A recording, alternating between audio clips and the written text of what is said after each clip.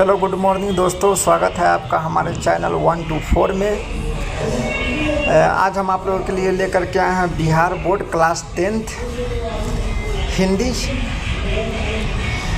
आज यहाँ पे हम लोग देखने वाले हैं चैप्टर नंबर 1 श्रम विभाजन और जाति प्रथा से संबंधित कुछ महत्वपूर्ण ऑब्जेक्टिव, जो कि बोर्ड एग्ज़ाम की दृष्टि से बहुत ही महत्वपूर्ण है। यहाँ से बोर्ड में बहुत सारे प्रश्न पूछे जाते हैं। तो चलिए स्टार्ट करते हैं।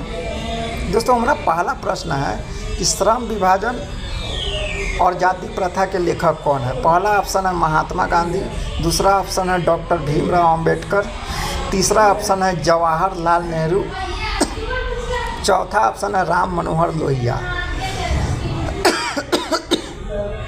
दोस्तों, यहाँ पे हमारा करेक्ट ऑप्शन है डॉक्टर भीमराव अंबेडकर। लेकिन ये तो यहाँ पे दिया भी हुआ है उत्तर में, जैसा कि मैंने चैट जीपीटी से क्वेश्चन हमने लिए हैं और यहाँ पे चैट जीपीटी ने क्या किया है कि उत्तर यहाँ पे दे भी दिया है। लेकिन दोस्तों, यहाँ पे देखने वाली बात यह है कि हम कैसे याद रखें कि श्रम विभाजन और जाति प्रथा के जो लेखक है वो डॉक्टर भीमराव अंबेडकर है। दोस्तों, ये तो हम सभी जानते हैं कि डॉक्टर भीमराव अंबेडकर अर्थात डॉक्टर बी.आर. अम्बेडकर इस देश के पहले ऐसे व्यक्ति थे जो उतनी जातीय उत्पीड़न को सहते हुए, तमाम कठिनाइयों का सामना करते हुए उच्चतम से उच्चतम शिक्षा को ग्रहण किया और इस देश के संविधान को लिखने में उन्होंने अहम भूमिका निभाई। तो कैसे याद रखें कि श्रम विभाजन और जाति प्रथा के लेखक कौन हैं? डॉक्टर भीमराव अंबेडकर। तो इस प्रकार याद रख सकते हैं कि डॉक्टर भीमराव अंबेडकर तमाम जातीय उत्पीड़न को सहकर, तमाम सामाजिक विभाजन को सहते हुए भी उन्होंने अपने कड़ी मेहनत के बदौलत उच्चतम शिक्षा प्राप्त की। ठीक है, तो इससे हमको समझ में आता है कि जो श्रम विभाजन है, जो विभाजन और जाति के आधार पर इस पाठ का वर्णन किया गया, इस पाठ के माध्यम से समझाने का प्रयास किया गया है।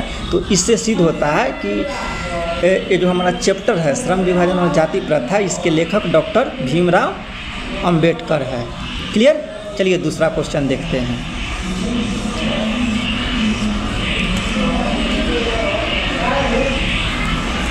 चलिए दूसरा क्वेश्चन देखते हैं दोस्तों।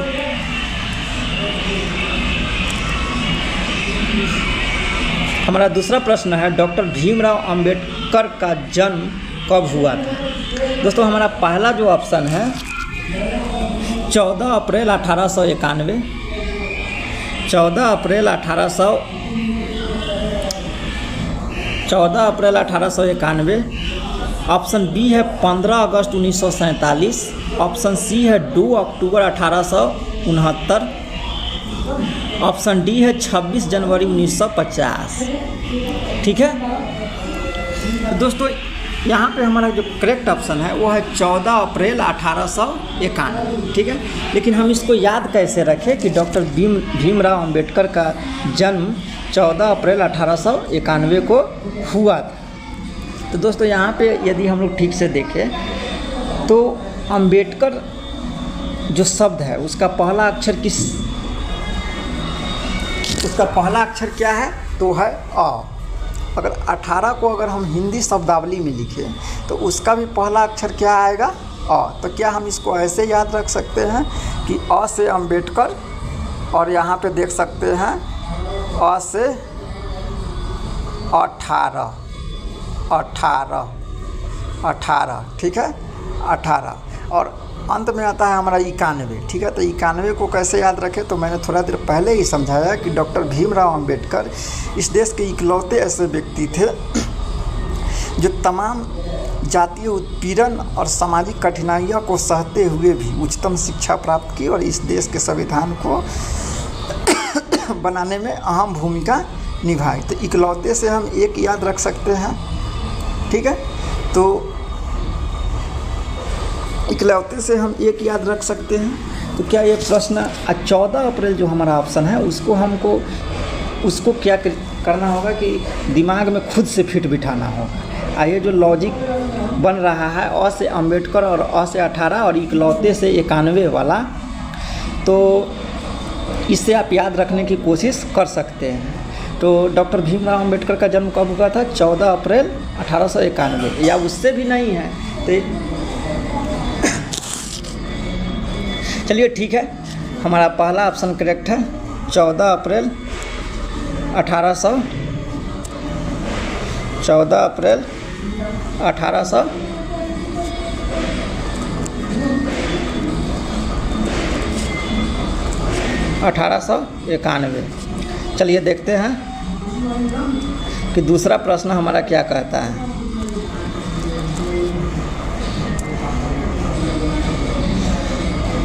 दोस्तों तीसरा हमारा प्रश्न कहता है कि अंबेडकर का जन्म कहाँ हुआ था।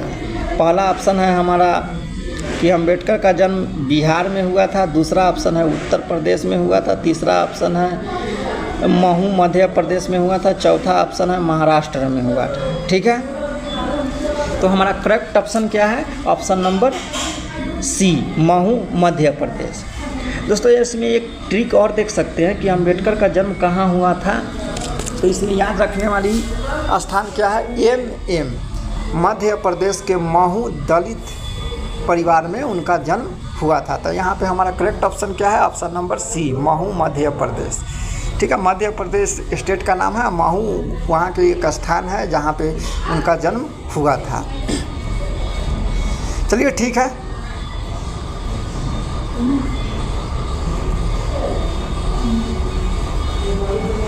अगला प्रश्न देखते हैं। अंबेडकर ने भारत में बेरोजगारी का प्रमुख कारण किसे माना है?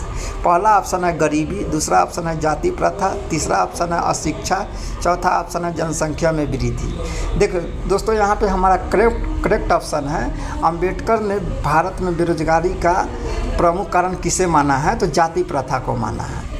लेकिन आज के वर्तमान समयों में ऑप्शन नंबर बी हमारा करेक्ट है दोस्तों। ठीक है, ऑप्शन नंबर बी हमारा करेक्ट है। अंबेडकर ने भारत में बेरोजगारी का प्रमुख कारण किसे माना है? तो जाति प्रथा। लेकिन आज के डेटों में बेरोजगारी का प्रमुख कारण क्या है, ये आप लोग कमेंट बॉक्स में कमेंट जरूर करिए।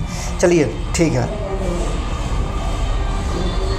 भाईचारे का दूसरा नाम क्या है? भाईचारे का दूसरा नाम क्या है? लोकतंत्र, राजतंत्र, समाजवाद, पूंजीवाद। दोस्तों जैसा कि हम लोग भी जानते हैं इस बात को कि भाईचारे का दूसरा नाम क्या है। पहला ऑप्शन है लोकतंत्र, दूसरा ऑप्शन है राजतंत्र, तीसरा ऑप्शन है समाजवाद, चौथा ऑप्शन है पूंजीवाद। यहाँ पे हमारा करेक्ट ऑप्शन हो जाएगा लोकतंत्र। क्यों है लोकतंत्र? लोकतंत्र में लोगों की चुनी हुई सरकार रहती है। लोग आपस में क्या करते हैं कि सलाह और सहमति से सरकार को चुनते हैं, इसीलिए भाईचारे का दूसरा नाम लोकतंत्र है। चलिए अगला प्रश्न देखते हैं। श्रम विभाजन और जाति प्रथा किस विधा की रचना है? दोस्तों हमारा पहला ऑप्शन है कहानी, दूसरा ऑप्शन है कविता, तीसरा ऑप्शन है निबंध, चौथा ऑप्शन है नाटक। दोस्तों यहाँ पे हमारा करेक्ट ऑप्शन है निबंध। श्रम विभाजन और जाति प्रथा किस विधा की रचना है? तो निबंध है। और निबंध क्यों है दोस्तों? ठीक है, तो निबंध का अर्थ अगर आप लोग सीधी भाषा में समझे तो निबंध का अर्थ कहीं ना कहीं होता है कि दिमाग को जागृत करना। ठीक है, निबंध की जो भाषा होती है वो सरल होती है, सीधी होती है और सटीक होती है। ठीक है, मतलब इससे दिमाग को जागृत करने का प्रयास किया जाता है। जैसे इस चैप्टर को ही अगर हम लोग ध्यान से पढ़े और समझे तो इसमें बाबा साहब भीमराव अम्बेडकर क्या बतलाने का प्रयास किए हैं, यही कि पहले के युगों में किस प्रकार जाति प्रथा अपने चरम सीमा पर थी, काम के आधार पर विभाजन था। इससे क्या था कि जो छोटी कास्ट के लोग हैं उससे बहुत सारी परेशानियों का सामना करना पड़ता था, और ये आगे ना हो इसके लिए हमें क्या करने की आवश्यकता है? ज़्यादा से ज़्यादा शिक्षा ग्रहण करने की आवश्यकता है। तो कहीं ना कहीं इस पाठ के माध्यम से दिमाग को जागृत करने का प्रयास किया गया है। तो ऐसे याद रख सकते हैं कि श्रम विभाजन और जाति प्रथा किस विधा की रचना है? तो निबंध है। तो निबंध क्यों है? वो इसलिए है क्योंकि इस पाठ के माध्यम से बच्चों के दिमाग को जागृत करने का प्रयास किया गया है। चलिए ठीक है, अगला प्रश्न देखते हैं। जाति प्रथा क्या निर्धारित करती है? जाति प्रथा क्या निर्धारित? शिक्षा, दूसरा ऑप्शन है पेशा, तीसरा ऑप्शन है निवास, चौथा ऑप्शन है भाषा। दोस्तों यहाँ पे जाति प्रथा क्या निर्धारित करती है? दोस्तों यहाँ पे हमारा जो करेक्ट ऑप्शन है वो पेशा है। ठीक है। लेकिन आज के डेटों में, पहले के डेटों में तो ये बिल्कुल करेक्ट था कि जाति प्रथा पहले के समयों में जाति के आधार पर लोग काम करते थे, काम का विभाजन था। जैसे जो बनिया है वो व्यापार करेगा, जो नाई है वो बाल काटेगा, जो क्षत्रिय है वो लड़ेगा, जो पंडित है वो पूजा पाठ कराएगा। लेकिन कहीं ना कहीं शिक्षा की जागरूकता के माध्यम से आज के समयों में कुछ हद, बहुत हद तक इन सब चीज़ों पे सुधार किया गया है। तो जाति प्रथा क्या निर्धारित करती है? पेशा।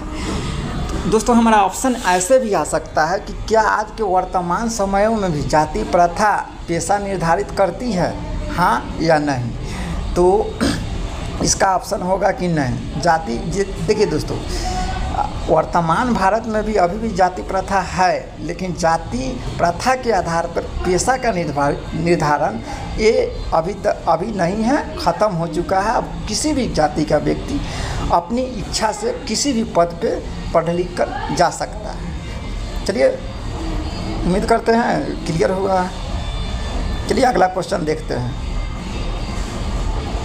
बुद्ध एंड हिज धामा के लेखक कौन है? बुद्ध एंड हिज धामा के लेखक कौन है? पहला ऑप्शन है हमारा महात्मा गांधी, दूसरा ऑप्शन है डॉक्टर भीमराव अंबेडकर, तीसरा ऑप्शन है प्रेमचंद्र, चौथा ऑप्शन है रामधारी सिंह दिनकर। दोस्तों यहाँ पे हमारा जो करेक्ट ऑप्शन है डॉक्टर भीमराव अंबेडकर। दोस्तों डॉक्टर भीमराव अंबेडकर यहाँ पे क्या है, मेरा करेक्ट ऑप्शन है। लेकिन हम कैसे याद रखें कि बुद्ध एंड हिज धामा के लेखक डॉक्टर भीमराव अंबेडकर है? दोस्तों डॉक्टर भीमराव अंबेडकर ने कहे थे कि हिंदू होकर पैदा लेना हमारी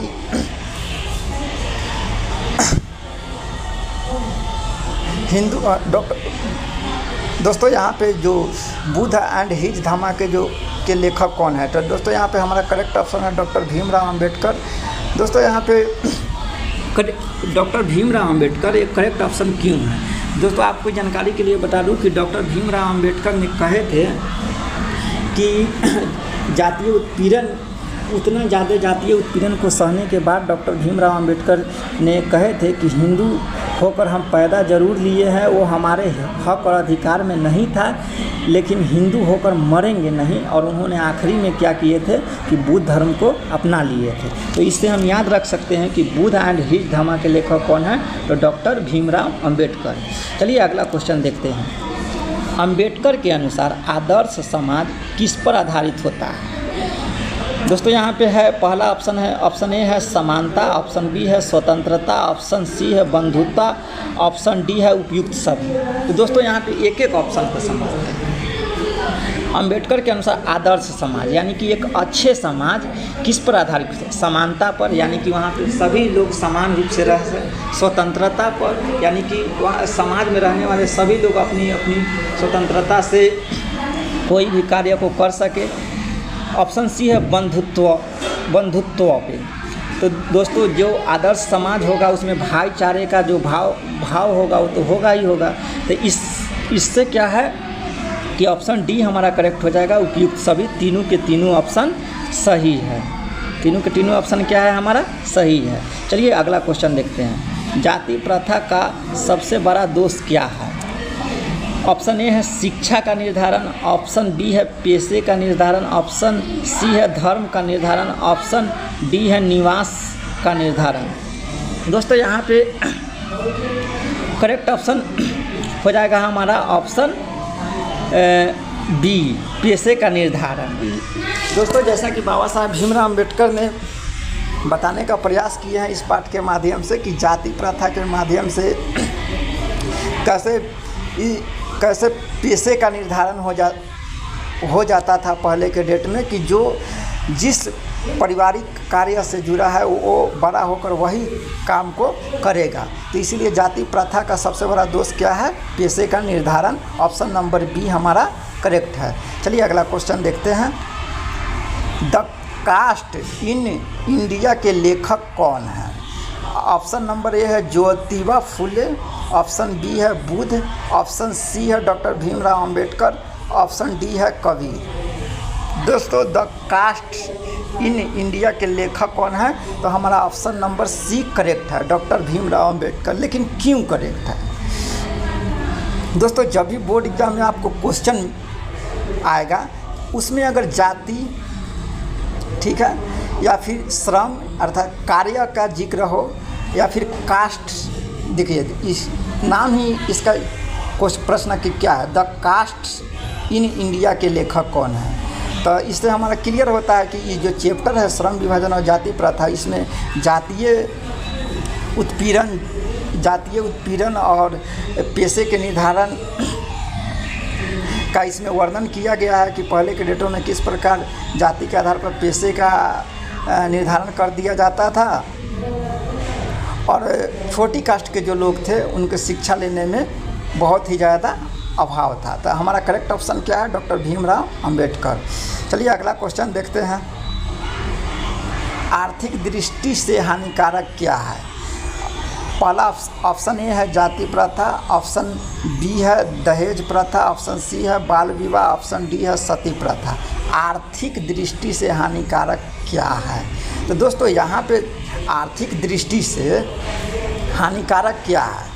आर्थिक दृष्टि से हानिकारक जाति प्रथा ही है। दहेज प्रथा तो उतना हानिकारक नहीं है। बाल विवाह तो पहले के डेट में तो लोग देखते थे कि किस प्रकार जातीय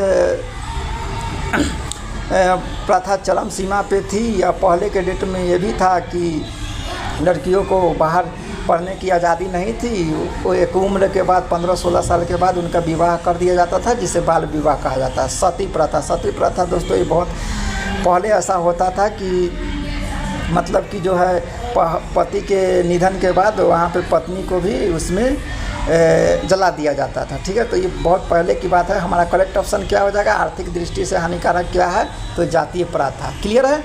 चलिए देखते हैं अगला क्वेश्चन। डॉक्टर अंबेडकर ने किस पत्रिका का संपादन किया है? ऑप्शन नंबर ए है उज्ज्वल भारत, ऑप्शन बी है बहिष्कृत भारत, ऑप्शन सी है नव भारत, ऑप्शन डी है भारत मित्र। देखिए दोस्तों यहाँ पे हमारा करेक्ट ऑप्शन है बहिष्कृत भारत।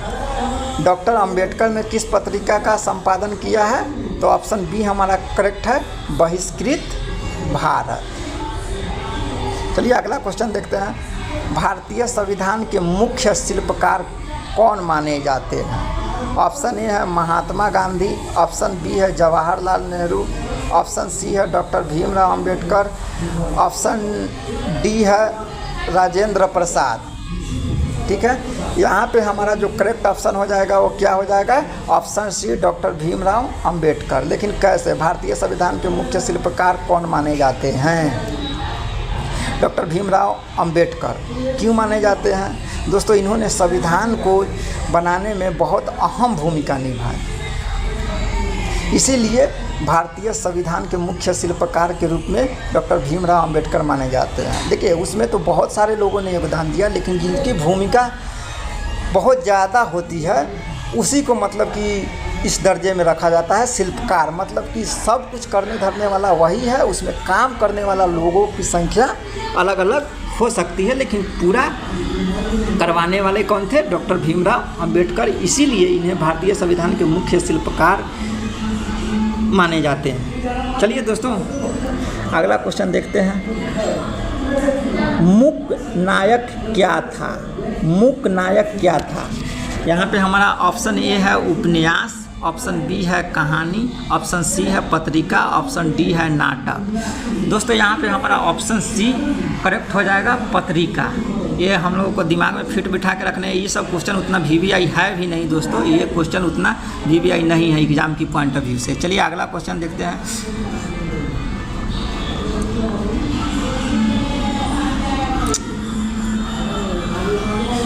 डॉक्टर अंबेडकर को किस नाम से जाना जाता है?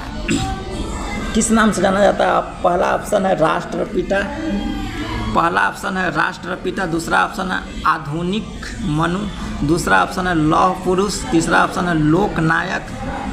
दोस्तों हमारा यहाँ पे करेक्ट ऑप्शन हो जाएगा आधुनिक मनु। अब डॉक्टर अंबेडकर को किस नाम से जाना जाता है? आधुनिक मनु। तो क्यों जाना जाता है, थोड़ा सा हम यहाँ पे प्रकाश डाल लेते हैं। दोस्तों अंबेडकर साहब ने जो जातीय उत्पीड़न और सामाजिक कठिनाइयों को सह करके सहने के बावजूद भी उच्चतम शिक्षा को प्राप्त किए और संविधान का निर्माण किए। इससे कहीं ना कहीं दोस्तों उनको आधुनिक मनु के रूप में जाना जाता है, ताकि जो आगे के बच्चे जब उनके बारे में पढ़ते हैं तो मतलब कि उन्हें बेहद ही ज़्यादा गर्व की अनुभूति होती है कि हमारे देश में ऐसे ऐसे भी व्यक्ति थे। वो व्यक्ति क्या, पुरुष नहीं, वो डॉक्टर अंबेडकर महापुरुष के श्रेणी में आते हैं। चलिए अगला क्वेश्चन देखते हैं। अंबेडकर किसे अपना प्रेरणा स्रोत मानते थे? हमारा पहला ऑप्शन है बुद्ध, दूसरा ऑप्शन है कबीर, तीसरा ऑप्शन है ज्योतिबा फुले, चौथा ऑप्शन है उपयुक्त सभी। दोस्तों यहाँ पे हमारा करेक्ट ऑप्शन क्या हो जाएगा? उपयुक्त सभी। उपयुक्त सभी हमारा करेक्ट ऑप्शन क्यों हो जाएगा? दोस्तों यहाँ पे पहले जो ऑप्शन है बुद्ध, तो दोस्तों ये हम सभी जानते हैं कि अंबेडकर साहब ने आखिरी में जा कर के बुद्ध धर्म को अपना लिया था। अंबेडकर साहब इस इंतज़ार में थे कि कभी ना कभी तो हमारा समाज बदलेगा और हमें भी समान अधिकार में रहने का मौका मिलेगा, लेकिन नहीं बदला, तो उन्होंने बुद्ध धर्म को अपना लिया। दूसरा ऑप्शन है कबीर। कबीर को भी वो प्रेरणा स्रोत मानते थे, ज्योतिबा फुले को भी वो प्रेरणा स्रोत मानते थे, इसलिए हमारा करेक्ट ऑप्शन कौन हो जाएगा? उपयुक्त सभी। चलिए अगला क्वेश्चन देखते हैं। जाति प्रथा श्रम विभाजन के साथ साथ किसका रूप है? पहला ऑप्शन है श्रमिक विभाजन, दूसरा ऑप्शन है स्वतंत्रता, तीसरा ऑप्शन है बंधुत्वता, चौथा ऑप्शन है समानता। दोस्तों यहाँ पे हम नीचे से शुरुआत करते हैं।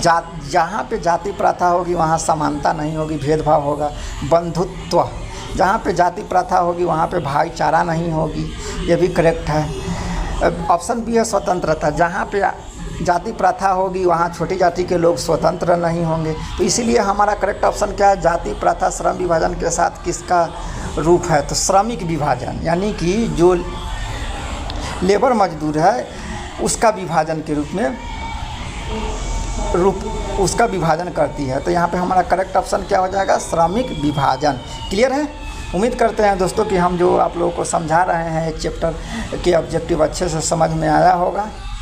अच्छे से समझ में आया होगा तो चैनल को लाइक और सब्सक्राइब कर दें। नहीं समझ में आए तो लाइक सब्सक्राइब नहीं करना। चलिए अगला क्वेश्चन देखते हैं। डॉक्टर अंबेडकर के पिता का क्या नाम था? दोस्तों यहाँ पे हमारा पहला ऑप्शन है रामजी सकपाल, दूसरा ऑप्शन है रामदेव सकपाल, ऑप्शन तीसरा है राम किशुन सकपाल, ऑप्शन डी है रामलाल सकपाल। दोस्तों यहाँ पे ऑप्शन ये हमारा करेक्ट है रामजी सकपाल। लेकिन दोस्तों यहाँ पे हम थोड़ी सी इस प्रश्न के ऊपर चर्चा करना चाहेंगे कि डॉक्टर अंबेडकर ने उतने जातीय उत्पीड़न सहे, उतनी सामाजिक कठिनाई सहे, और उनके पिताजी भी कितनी जातीय उत्पीड़न सामाजिक कठिनाई सहे होंगे, लेकिन फिर भी इसके बावजूद भी उनके पूज्य पिताश्री का नाम क्या है? रामजी सकपाल। उनके पिताजी के नाम में जो है राम है। क्लियर है दोस्तों? तो ये याद रख सकते हैं क्या नाम है? रामजी सकपाल। उतना उत्पीड़न सहने के बाद भी उनके पिताजी का नाम रामजी सकपाल था। तो कहीं ना कहीं उनके पिताजी ने जो भगवान राम है उनके प्रति आस्था रखते ही होंगे, इसीलिए तो उनके पिताजी का नाम रामजी सकपाल है। क्लियर है? चलिए दोस्तों देखते हैं अगला क्वेश्चन। दोस्तों हमारा आखिरी क्वेश्चन है कि डॉक्टर अंबेडकर की मृत्यु कब हुई थी? ऑप्शन ए है 1950, ऑप्शन ए है 1950, ऑप्शन बी है 1952, ऑप्शन सी है 1956, ऑप्शन डी है 1960। दोस्तों यहाँ पे ऑप्शन सी है 1956। इसका करेक्ट ऑप्शन क्या है? Option C 1956। दोस्तों अगर ट्रिक से लेखक के जन्म और मृत्यु कब हुई थी, उनका निधन कब हुआ था, उनकी मृत्यु कब हुई थी, ये सब अगर आप ट्रिक से सीखना चाहते हैं तो हमारे चैनल के प्लेलिस्ट में चले जाइए, वहाँ पे हम ऑलरेडी वीडियो बना के रखे हैं। दोस्तों यहाँ पे देखिए 1956 का ट्रिक कैसे बन सकता है। जैसे बाबा साहब भीमराव अम्बेडकर का पूरा नाम क्या है? डॉक्टर बाबा साहब भीमराव अम्बेडकर। तो देखिए दोस्तों साहब का जो पहला अक्षर है क्या है? स है। 1956 के जो पहले लेटर है, इकाई लेटर है, वो क्या है? छ है। ठीक है? तो छ को अगर हम इंग्लिश में लिखें तो 6 लिखेंगे, 6 को हिंदी में अगर लिखे तो स आएगा, तो स से साहब और स से 6। और एक वो अक्षर जब याद रहेगा ना, जन्म और मृत्यु के संबंध में एक अक्षर जब याद रहेगा तो इससे हमारा ऑप्शन क्लियर हो जाता है। ठीक है, तो यहाँ पे हमारा करेक्ट ऑप्शन क्या है 1956। अगर आप ट्रिक वाली वीडियोस देखना चाहते हैं तो हमारे चैनल के प्लेलिस्ट में चले जाइए, वहाँ पे हम ऑलरेडी बना चुके हैं वीडियो कि कोई भी चैप्टर हमारे जैसे श्रम विभाजन और जाति प्रथा जो चैप्टर है, उसकी गद्य की विधा निबंध है तो क्यों है, इससे संबंधित भी अगर आप वीडियो देखना चाहते हैं तो हमारे चैनल के प्लेलिस्ट में चले जाइए। ठीक है दोस्तों, आज के लिए इतना ही, धन्यवाद।